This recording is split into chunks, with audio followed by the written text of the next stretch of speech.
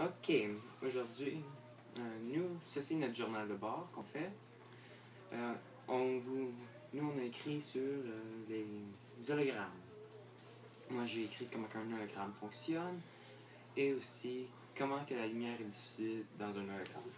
Moi, j'ai parlé de comment les commerçants l'utilisent aujourd'hui et c'est quoi les différents types d'hologrammes. Ok, pour écrire notre papier sur l'expression, je suis allé chez Nicolas. Puis maintenant, aujourd'hui, il est avec moi pour faire des hologrammes. Ok, juste pour dire, ceci c'est des hologrammes graphinés sur du plexiglas. Ce qui arrive, c'est que la lumière interfère avec les graphinures que l'on fait dessus, puis ça va projeter une image 3D quand nous on va le regarder. Ok? Nick, explique-leur comment faire des hologrammes et le matériel et les étapes.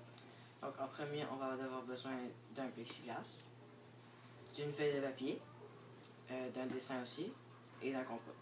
Ok. Donc, en premier, qu'est-ce qu'on va faire en premier? C'est le dessin.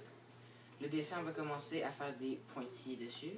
Comme que vous pouvez voir ici, est-ce que vous voyez que le cube est constitué de plusieurs petits points? Ensuite, on peut faire plusieurs faces avec aussi. Ensuite, on va prendre le plexiglas, on va le séparer en deux pour mettre l'image en bas sur ceux qu'on n'utilise pas.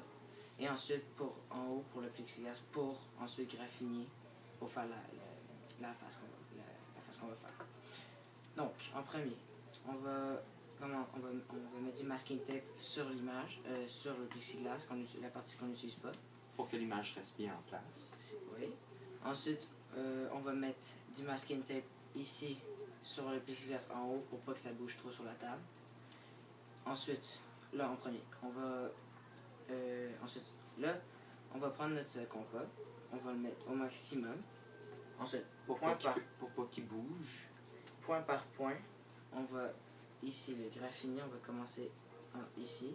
Ensuite, on va aller juste faire un arc jusqu'au bout ici. Ensuite, on le fait répétitivement jusqu'à temps qu'on fasse la forme au complet. Donc, le résultat final.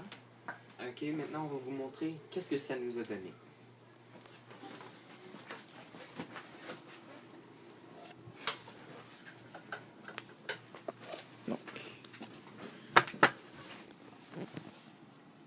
Donc ici, vous voyez le carré qu'on a fait, le cube en fin de compte. On voit qu'on peut le bouger comme on le veut. Et ceci a été notre journal de bord.